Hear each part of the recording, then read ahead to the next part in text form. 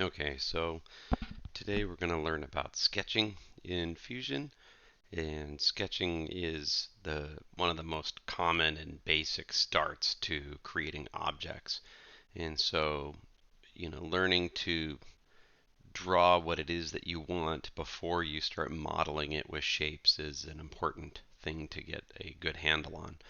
And what you see here is, I don't know, I'm calling it a floor plan. It's like the floor plan of a house or a room in a house. It's really just a basic sketch. Maybe it could be a metal bracket or something like that that you need to make. So this is the thing that we're going to try and create in Fusion, and we're going to try and make the drawing look as close as possible to this drawing that's right here. So you'll need to have this available to you as you're trying to create your drawing and use that in your OneNote. So let me move that aside for the time being. All right, and over here we have Fusion, and we're going to make a sketch. And whenever you make most anything in Fusion, after you select the thing you want to make, you have to tell Fusion where you want to put it. So when we go up here to Create Sketch, and I click on that, the first thing it does is it starts highlighting the different planes because it's going to ask what plane do you want to put it in.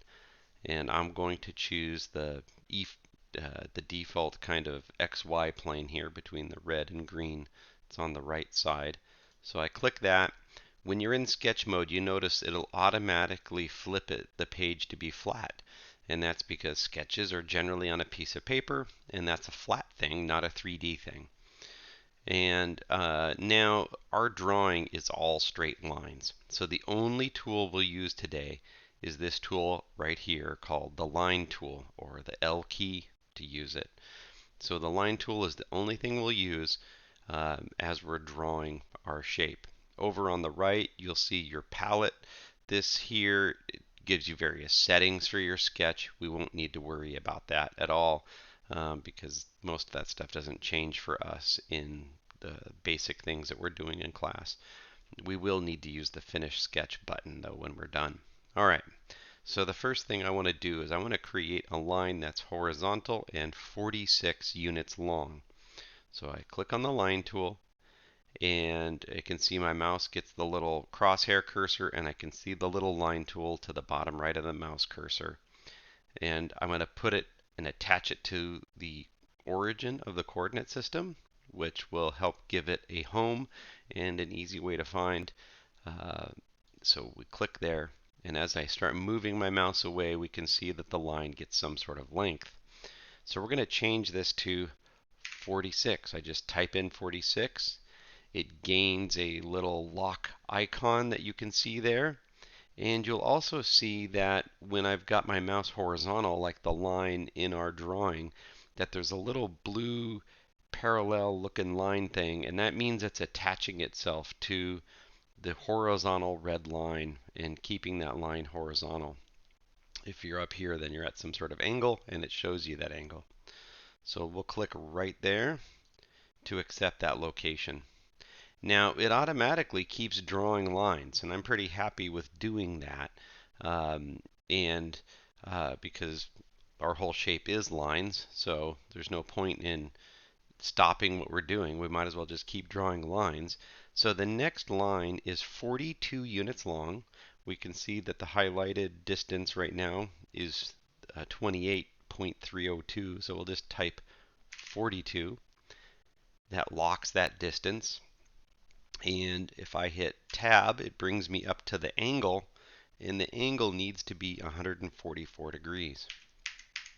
So I type 144, it locks it, and then now I can keep going. So I left click, and it places that distance. The next distance is 20 units straight up. So I'll want to go straight up, and you'll see that it gains a little blue, there's a little blue icon in the middle when it starts going straight up, and that's telling you that it's locking down into that straight up direction. So, and I want it to be 20 units long, and then I left click.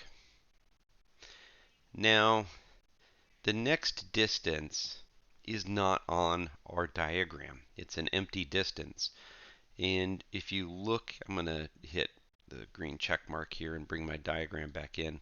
So if you look at this diagram, you'll see that there is no distance marked here, but I can see that it's 50 units for the entire length of this side and 30 units for this. So that must mean that it's 50 minus 30, which is 20 units right here. So we're going to create a 20 unit long line that's going left. So I'll left click here because I still have the line tool active, and I want it to lock 90 degrees. You'll see the little 90-degree part lock there, and I'll type 20 and click. The next one is up 10 units. So 10, it's in the upward direction, and click. These numbers start overlapping each other, but we're going to fix that later and make it look a little nicer. Then it's 30 units over to the side. Click. And then it's 18 units down. 1, 8. Click. And then it is 44 units to the left. So make sure your line is locked horizontal. You'll know it's horizontal because you'll see the little blue 90-degree angle mark in the corner. So we click on that at 44. Then we're going to go down 18.34. We want that to be straight down, and we hit click. Now, we can't do this next line. This next line is not marked for a distance. I don't know what the distance is, but I do know that the distance from the origin upward is 9.78 units. So let's hit the little check mark here to finish drawing right there. And instead of drawing that angled line, we'll draw the line that goes upward. So I'm going to click here at the origin, move my mouse upward. I'll type in 9.78, and I'm just going to hit enter to finish that line. So then the only thing that's left is to connect these two dots. So I can click on line tool, click here, click there. All right. So now we're pretty close. I'm going to go back to the select tool. Get used to going back to the select tool after you finish it with a tool. That way you don't accidentally create stuff you don't need. So all that's left, if we look at our drawing, is to make the dimensions look the same. And so right now it looks like a mess, and so we got to fix all these dimensions and move them around so they look nicer. So first, I'll just work my way around. Using the select tool, you can hover over a distance and left click on it and move it. So we're going to move this one down here like it is in the original drawing. The 42 is right there. The 144 we will drag down to be closer to this angle. 20 is fine. Let's just bring it in a little bit so it's nicer. This distance is not marked. Instead, the distance from the end of this line to the end of this line is marked. So we need this horizontal distance here, which goes from this vertical line to this vertical line. So that distance can be created using sketch dimensions. The sketch dimensions tool allows you to set a distance or measure a distance if you want. What I'm going to do first, though, is I'm going to highlight this 20, and that is not on the original diagram, and I'm going to hit delete.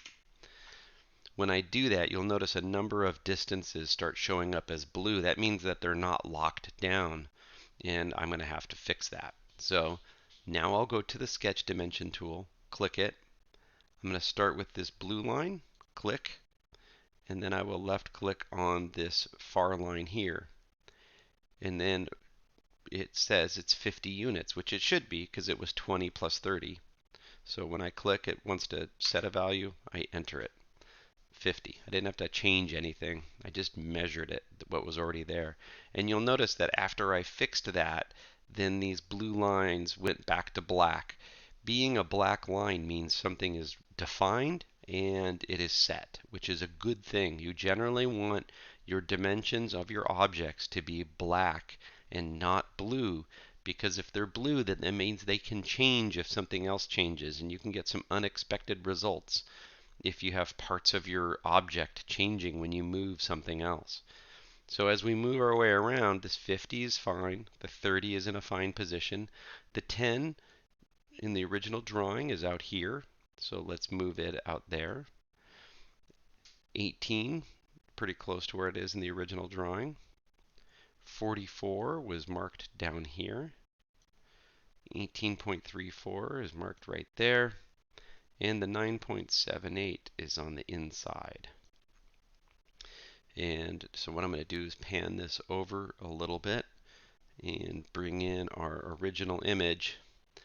And you can see that these two images are now the same, and they have all of the same dimensions. So we'll move that aside, and then we hit Finish Sketch. So now our sketch is finished. That's all you have to do for this lesson. In your case, you will, when you're viewing your sketch like this, you'll take a screenshot of this, proving that you got your sketch, and that'll be finished for your assignment. But I can show you how quickly we can turn this weird sketch into a 3D object. We can left click on this object here called Extrude that allows us to take a shape that we have selected and make it into a three-dimensional object. And now you can see that that floor plan now becomes a physical thing, some big block of some sort, which may or may not be useful for something. So have fun and do your little learn how to do sketches.